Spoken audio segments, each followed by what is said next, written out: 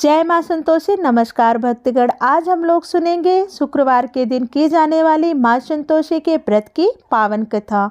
शुक्रवार के दिन मां संतोषी का व्रत रख के उनकी पूजा आराधना की जाती है, जिससे भक्त के जीवन में सुख समृद्धि आती है और पारिवारिक शांति बनी रहती है। तो आइए शुक्रवार के दिन सुनते हैं मां संतोषी की यह पावन कथा। एक बुढ़िया थी, उसके 7 बेटे थे, 6 कमाने वाले और 7वां बेटा नकारा और निकम्मा था। बुढ़िया 6 बेटों की रसोई बनाती, भोजन कराती और उनमें से जो कुछ जूठन बचती वह 7वें बेटे को दे देती थी। एक दिन वह पत्नी से बोला, देखो मेरी माँ मुझ पर कितना प्रेम करती है। वह बोली, क्यों नहीं, सबका जूठा जो तुमको देती है। वह बोला, ऐसा नहीं हो सकता, मैं जब तक आँखों से ना देख लूँ मान नहीं सकता हूँ। बहू हंसकर बोली, देख लोगे तो मान लोगे। कुछ दिन बाद त्योहार आया। घर में नाना प्रकार के भोजन और चूरमे के लड्डू बने।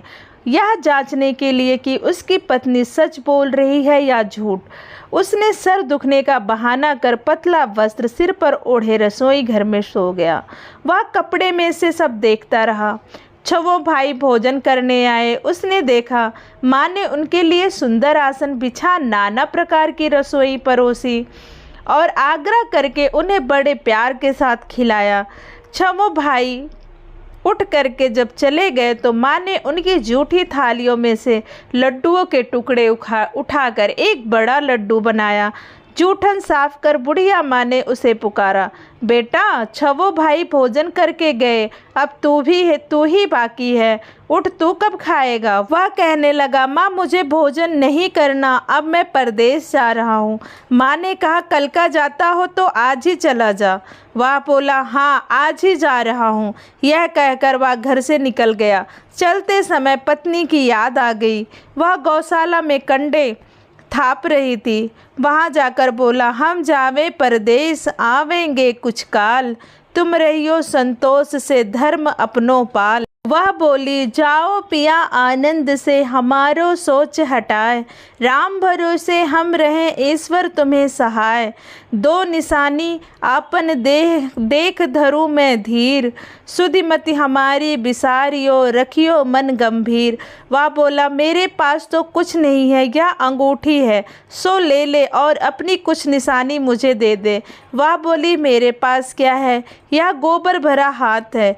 यह कहकर उसने उसकी पीठ पर गोबर से हाथ की थाप मार दी। वह चल दिया। चलते चलते दूर देश पहुंचा। वहाँ एक साहूकार की दुकान थी।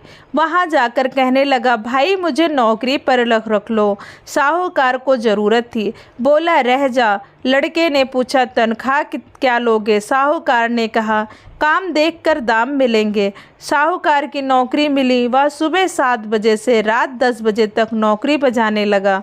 कुछ दिनों में दुकान का सारा लेन देन, हिसाब किताब, ग्राहकों का माल बेचना, सारा काम करने लगा। साहूकार के 7-8 नौकर थे। वे सब चक्कर खाने लगे, या तो बहुत होशियार बन गया। सेठ ने भी काम देखकर और 3 ही महीने में उसे आधे मुनाफे का हिस्सेदार बना लिया।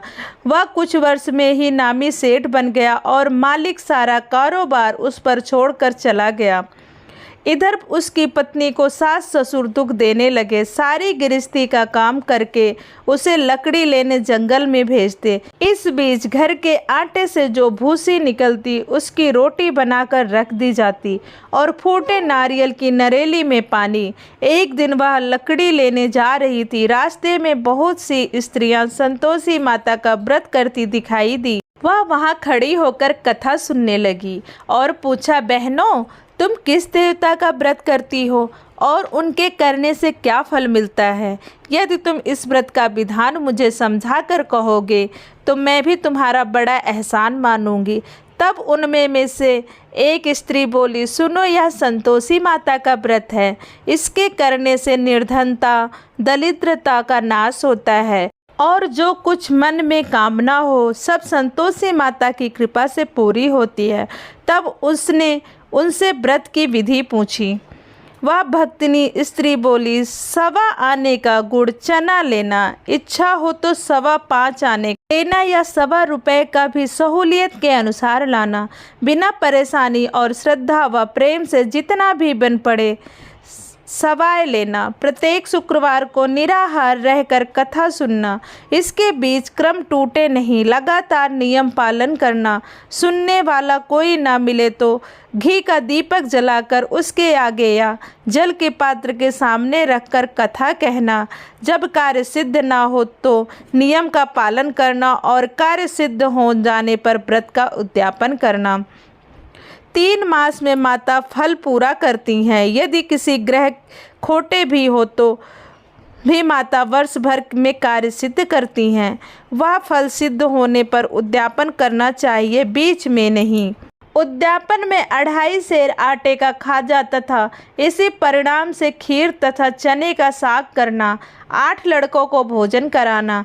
जहाँ तक मिले देवर जेठ भाई बंधु के हों, ना मिले तो रिश्तेदार और पड़ोसियों को बुलाना, उन्हें भोजन करा यथाशक्ति दक्षिणा दे माता का नियम पूरा करना। उस दिन घर में खटाई न खाना। या सुन बुढ़िया के लड़के की बहू चल दी, रास्ते में लकड़ी के बोझ को बेच दिया और उन पैसों से गुड़ चना ले माता की व्रत की तैयारी कर आगे चली और सामने मंदिर देखकर पूछने लगी, यह मंदिर किसका है? सब कहने लगे, माँ संतोषी का मंदिर है। यह सुनकर माता के मंदिर में जाकर चरणों में लौटने लगी।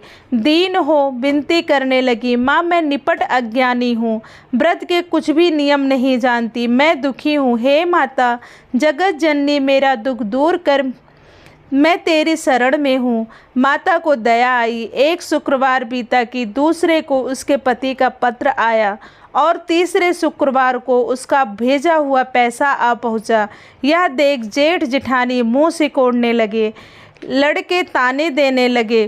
काकी के पास पत्र आया, रुपया आने लगा, अब तो काकी की खातिर बढ़ेगी। बेचारी सरलता से कहती, भैया कागज आवे रुपया आवे, हम सबके लिए अच्छा है। ऐसा कहकर आंखों में आंसू भरकर संतोषी माता के मंदिर में आ मातेश्वरी के चरणों में गिरकर रोने लगी। माँ मैंने तुमसे पैसा कब मांगा है?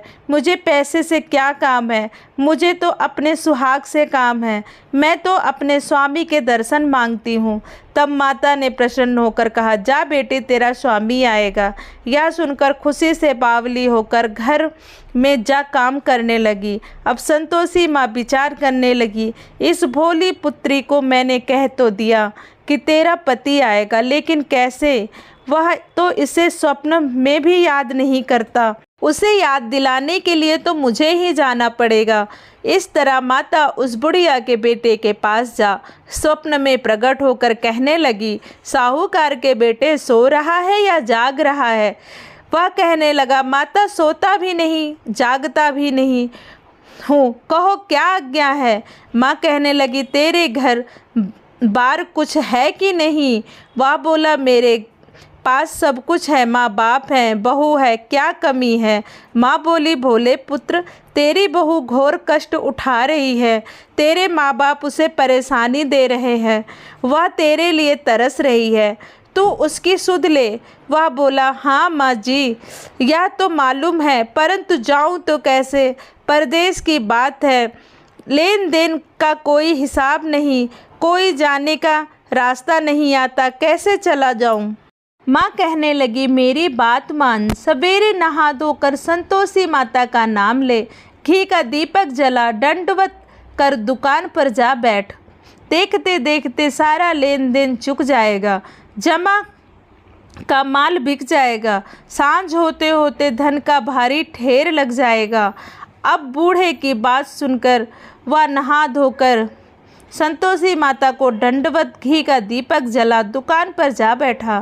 थोड़ी देर में देने वाले रुपए लाने लगे, लेने वाले हिसाब लेने लगे। कोठे में भरे सामान की खरीदार नकद दाम दे सौदा करने लगे। शाम तक धन का भारी ढेर लग गया। मन में माता के नाम के चमत्कार देख प्रसन्न हो घर जाने के वास्ते गहना कपड़ा सामान खरीदने लगा। वह इन सब कामों से निपटकर तुरंत घर के लिए रवाना हुआ। उधर उसकी पत्नी जंगल में लकड़ी लेने जाती है। लौटते वक्त माता जी के मंदिर में विश्राम करती है। वह तो उसके प्रतिदिन रुकने का जो स्थान ठहरा। धूल उड़ती देख वह माता से पूछती है, हे माता, यह धूल कैसे उड़ रही है? माता कहती है, हे पुत्री, तेरा पति आ रहा है। अब तू ऐसा कर, लकड़ियों के 3 बोझ बना ले। एक नदी के किनारे रख तू, और दूसरा मेरे मंदिर पर, वह तीसरा अपने सिर पर। तेरे पति को लकड़ियों का गट्ठर देखकर मोह होगा। वह यहाँ रुकेगा, नाश्ता पानी खाकर माँ से मिलने जाएगा। तब तू लकड़ियों का बोझ उठा कर जाना और चौक में गट्ठर डालकर जोर से आवाज़ लगाना, लो सासू जी, लकड़ियों का गट्ठर लो, भूसी की रोटी दो, नारियल के खेपड़े में पानी दो। आज मेहमान कौन आया है? माता जी से बहुत अच्छा कहकर वह प्रसन्न मन से लकड़ियों के 3 गट्ठर बनाई। एक नदी के किनारे पर और एक माता जी के मंदिर पर रखा। इतने में मुसाफिर आ पहुँचा। सूखी लकड़ी देख उसकी इच्छा उत्पन्न हुई कि यह यहीं पर विश्राम करे और भोजन बनाकर खा पीकर गांव जाए। इसी तरह रुककर भोजन बना विश्राम करके गांव को गया। सबसे प्रेम से मिला। उसी समय सिर पर लकड़ी का गट्ठर लिए वह उतावली सी आती है। लकड़ियों का भारी बोझ आंगन में डालकर जोर से 3 आवाज़ देती है, लो सासू जी, लकड़ियों का गट्ठर लो, भूसी की रोटी दो, आज मेहमान कौन आया है? यह सुनकर उसकी सास बाहर आकर अपने दिए हुए कष्टों को भुलाने हेतु कहती है, बहू, ऐसा क्यों कहती है? तेरा मालिक ही तो आया है। आ बैठ, मीठा भात खा, भोजन कर, कपड़े गहने पहन। उसकी आवाज़ सुन उसका पति बाहर आता है। अंगूठी देख व्याकुल हो जाता है। माँ से पूछता है, माँ, यह कौन है? माँ बोली, बेटा, यह तेरी बहू है। जब से तू गया है तब से सारे गांव में भटकती फिरती है। घर के काम काज कुछ करती नहीं, 4 पहर आकर खा जाती है। वह बोला, ठीक है माँ, मैंने इसे भी देखा है और तुम्हें भी। अब दूसरे घर की चाबी दो, उसमें रहूँगा। माँ बोली, ठीक है, जैसी तेरी मर्जी। तब वह दूसरे मकान की 3री मंजिल का कमरा खोला, सारा सामान जमाया। एक दिन में राजा जैसा महल जैसा ठाट बाट बन गया। अब क्या था, बहुत सुख भोगने लगी। इतने में शुक्रवार आया। उसने पति से कहा, मुझे संतोषी माता के व्रत का उद्यापन करना है। पति बोला, खुशी से कर लो। वह उद्यापन की तैयारी करने लगी। जिठानी के लड़कों को भोजन के लिए कहने गई। उन्होंने मंजूर किया, परंतु पीछे से जिठानी ने अपने बच्चों को सिखाया, देखो, भोजन के समय खटाई मांगना, जिससे उनका उद्यापन पूरा ना हो। लड़के जीमने आए, खीर खाना पेट भर खाया, परंतु बाद में खाने के लिए खटाई मांगने लगे। खीर खाना हमको नहीं भाता, देखकर अरुचि होती है। वह कहने लगे, भाई, खटाई किसी को नहीं दी जाएगी, या तो संतोषी माता का प्रसाद है। लड़के उठ खड़े हुए, बोले, पैसा लाओ। भोली बहू कुछ जानती नहीं थी, उन्हें पैसे दे दिए। लड़के उसी समय हट करके इमली खटाई ले खाने लगे। यह देखकर बहू पर माता जी ने कोप किया। राजा के दूत उसी समय पति को पकड़ ले गए। जेठ जिठानी मन माने वचन कहने लगे, लूट लूट कर धन इकट्ठा कर लाया है, अब सब मालूम पड़ जाएगा, जब जेल में मारा जाएगा। बहू से यह सहन नहीं हुए। रोती हुई माता जी के मंदिर गई। कहने लगी, हे माता, तुमने क्या किया? हंसा कर अब अपने भक्तों को रुलाने लगी। माता बोली, बेटी, तूने उद्यापन करके मेरा व्रत भंग किया है। वह कहने लगी, माता, मैंने कुछ अपराध किया है क्या? मैंने तो भूल से लड़कों को पैसे दे दिए थे, मुझे क्षमा करो, मैं फिर तुम्हारा उद्यापन करूंगी। माँ बोली, अब भूल मत करना। वह कहती है, अब भूल नहीं होगी, अब बतलाओ वे कैसे आवेंगे? माँ बोली, जा पुत्री, तेरा पति तुझे रास्ते में आता मिलेगा। वह निकली, राह में पति आता मिला। वह पूछी कहाँ गए थे। वह कहने लगा इतना धन जो कमाया है उसका टैक्स राजा ने मांगा था, वह भरने गया था। वह प्रसन्न हो बोली भला हुआ, अब घर को चलो। कुछ दिन बाद फिर शुक्रवार आया। वह बोली स्वामी मुझे फिर माता का उद्यापन करना है। पति ने कहा करो। बहू फिर से जेठ के लड़कों को भोजन करने को कहने गई। जिठानी ने एक दो बातें सुनाई और सब लड़कों को सिखाने लगी, तुम सब लोग पहले ही खटाई मांगना। लड़के भोजन से पहले कहने लगे हमें खीर नहीं खानी, हमारा जी बिगड़ता है, कुछ खटाई खाने को दो। वह बोली खटाई किसी को नहीं मिलेगी, आना है तो आओ। वह ब्राह्मण के लड़के लाकर भोजन कराने लगी। यथाशक्ति दक्षिणा की जगह एक एक फल उन्हें दिया। संतोषी माता प्रसन्न हुई और माँ की कृपा से वह गर्भवती हुई और 9वें मास उसके चंद्रमा के समान सुंदर पुत्र प्राप्त हुआ। पुत्र को पाकर प्रतिदिन माता जी के मंदिर को जाने लगी। माँ ने सोचा यह रोज आती है, आज क्यों न इसके घर चलो। यह विचार कर माता ने भयानक रूप बनाया। गुड़ चने से सना मुख, ऊपर सूंड के समान होठ, उस पर मक्खियाँ भिन भिन कर रही थी। देहली पर पैर रखते ही उसकी सास चिल्लाई देखो रे कोई चुड़ैल डाइन चली आ रही है, लड़कों इसे भगाओ नहीं तो किसी को खा जाएगी। लड़के भगाने लगे, चिल्लाकर खिड़की बंद करने लगे। बहू रोशनदान से सब देख रही थी। प्रसन्नता से पगली बन चिल्लाने लगी आज मेरी माताजी मेरे घर आई हैं।